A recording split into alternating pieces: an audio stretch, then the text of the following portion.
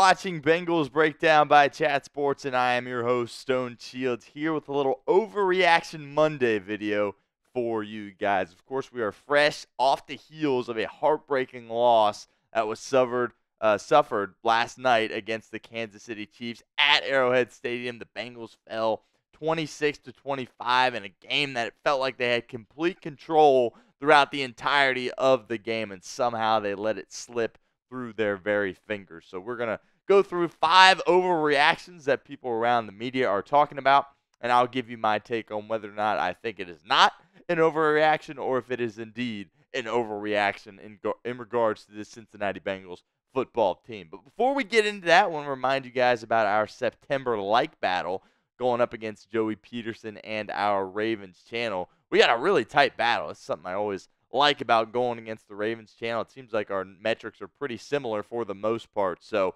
they had a great opening watch party on Thursday Night Football that kind of has them out in front of us just by a hair. But if we do really well in this video, try to get over 300 likes on this one, we will be right back in it. So do us a favor, hit that like button like you should for every single one of our Cincinnati Bengals YouTube videos. Overreaction number 1 is that the defensive line will cost this team. Obviously, it's been well documented how this defensive line has struggled. The Chiefs really set the tone in this game on the ground. That first drive, they just ran absolutely right through the Cincinnati Bengals. And, obviously that didn't bode well for Cincinnati going down the stretch. Isaiah Pacheco had a really nice game going for the Kansas City Chiefs, and then he had to come out of the game at the end due to injury. And, I wonder that if he was able to still stick around and finish out that game, if the Chiefs kind of, have success and, don't need any heartbreak and simply just run it right through the Bengals and are ultimately able to win that game. So Isaiah Pacheco, like I said, played really well, but that defensive front for the Bengals certainly is a weakness. Absolutely no doubt about that whatsoever.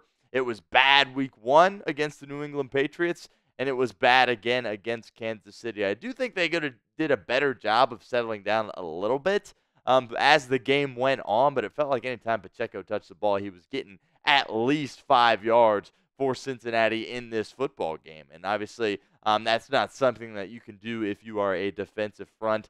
This is the depth chart with Cincinnati right now on that defensive line, but a lot of those guys got banged up, right? Sheldon Rankins had to leave the game. We'll find out more about him as we go forward. McKinley Jackson is on that short-term IR. Bengals took him in the 3rd round. Really were hoping he would be able to come in and make a difference for this team, but they're really thin, especially across the interior of the defensive line, and somebody's going to have to step up because they cannot keep performing the way they did on Sunday and last Sunday against New England if they're going to have success on defense this year. So we asked you guys this question leading up to the game, and we're going to ask you this question again after this game. What is your confidence level in the Cincinnati Bengals defensive line? Scale it for us 1 to 10 in the comment section. Don't have a lot of confidence personally in that group, in that unit of Lou Anarumo's defense. So this is the pinned comment of today's show. So if that ad comes here on YouTube, that's totally fine. Take advantage of it. Get down there and let us know what you think. And again, I do not think it is an overreaction to think that this defensive line might end up costing this football team. Second overreaction, JaMarr Chase is a selfish player. Look, I kind of came to Chase's defense going, about through his contract situation with this football team throughout the offseason. But right now, I don't think this is an overreaction whatsoever because the things that he did when he was, out there on Sunday, particularly that late penalty, that personal foul call that went against JaMarr Chase, that certainly cost them in a lot of ways. I think it helped cost them the game, and it certainly was a selfish act, just absolutely inexcusable. The game was hanging in the balance at that point. There were 10 minutes left in the football game. You're going against the reigning defending Super Bowl champions at their place, and you're going to do something like that with 10 minutes to go. Absolutely inexcusable. The Bengals' chances of scoring a touchdown essentially evaporated when that happened on that drive. From there, it was, we just got to get in Evan McPherson field goal range and try to get something out of this. And I think in a lot of ways, McPherson bailed out Chase in this situation by converting on that long field goal. But just absolutely disgusting that JaMarr Chase would go out there and do something like that in such a big moment. Like I said, I've defended him while he's gone through his contract situation, but then he does something like this, and just the selfish talk is just only going to escalate after he did what he did on Sunday. Just how you could possibly think that is a good idea and you're not going to get flagged is absolutely beyond me. And the Chiefs were just absolutely laughing about that after the game because they made him look very silly and just absolutely not ideal from JaMarr Chase and something he's 100% going to have to clean up in the future, and he better not do that again. So let us know in the comments, once again, is JaMarr Chase a selfish player? Look, I said it wasn't an overreaction. This is kind of the last straw with me and JaMarr Chase as far as whether or not I'm going to label him a selfish player. But that act on Sunday late in the game, absolutely inexcusable, and no doubt it was a selfish act. Overreaction number 3 that we're going to be talking about. Some people out there would say Joe Burrow is back. And let me tell you, that is absolutely not an overreaction. He is 100% back. I am confident in that. I was a little concerned that based on how he looked in week 1 against the Patriots, that he might take a couple of weeks to get back to his true form. But I thought he was simply back immediately on Sunday against the Kansas City Chiefs. He really did a nice job of having a feel for the pocket. I thought his awareness was a lot better in this game. He was, had more. He was more calm. He was more decisive with his throws. And I thought Zac Taylor put him in a really good spot to succeed. And we'll get to Zac Taylor a little bit later in the show. But overall, really pleased with what Joe Burrow did. Obviously, the fumble is probably what was the number one thing that cost him the game.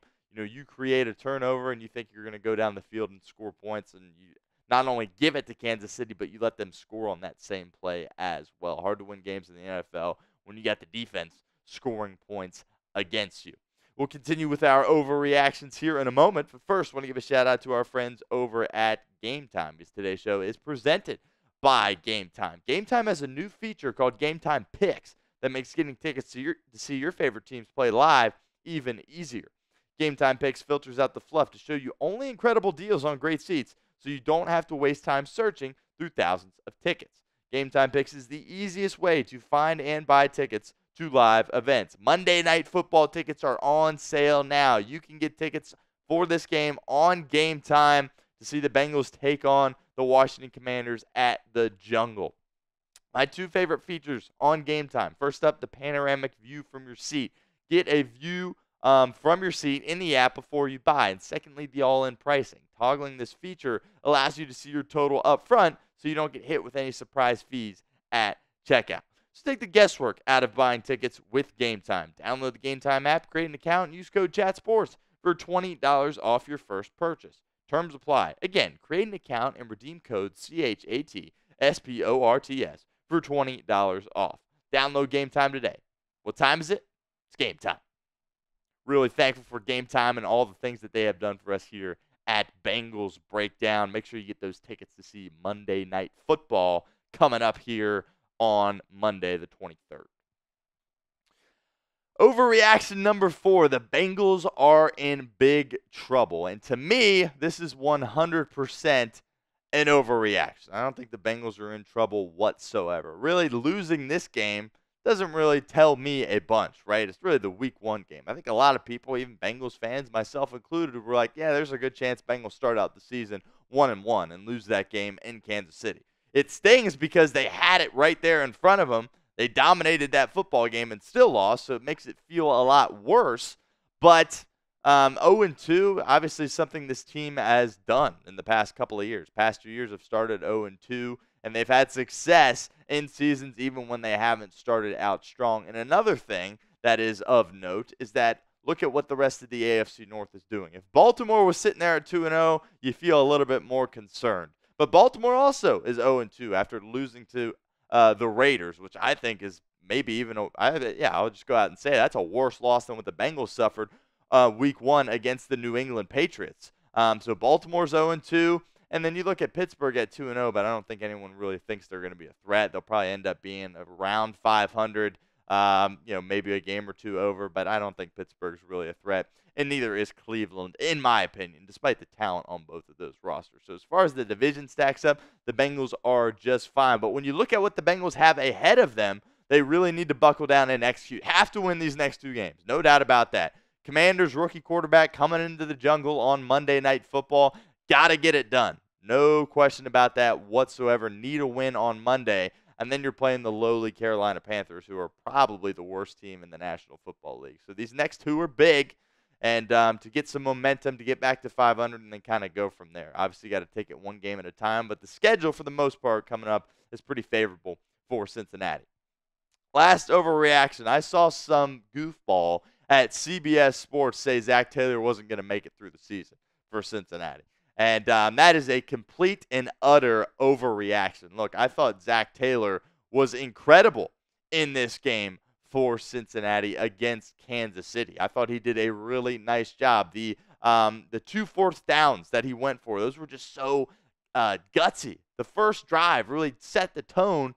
And if you don't pick up that 4th down, Mahomes is basically getting it near midfield to start the game. And he said, you know what, we're going.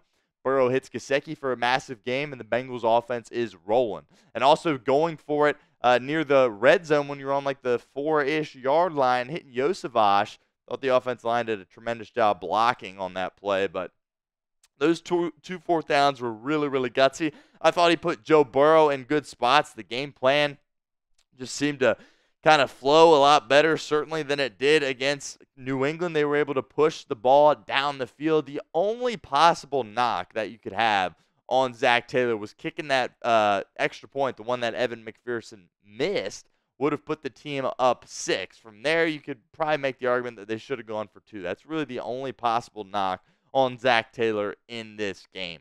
But overall, I thought he was really brilliant. And to suggest that Zac Taylor is not going to be the head coach for the Cincinnati Bengals at some point this year is just complete and utter blasphemy. He is a big reason as to why they have had success. He was somebody that really needed to bounce back week 2 against Kansas City after putting out a very poor coaching performance week 1, and I thought he did just that. All right, clearly the Bengals need some help, so we're doing this whole thing called Sub for Dubs. Hit that subscribe button. Help us out, youtube.com/BengalsTV. The more subs we get, the more dubs Cincinnati is going to be able to provide for us here in the Queen City. So help us out. Hit that sub button. And if we get those sub numbers up, I think the Bengals will be victorious on Monday Night Football. So don't miss any of our coverage here at Bengals Breakdown. Subscribe to our channel. That's youtube.com/BengalsTV.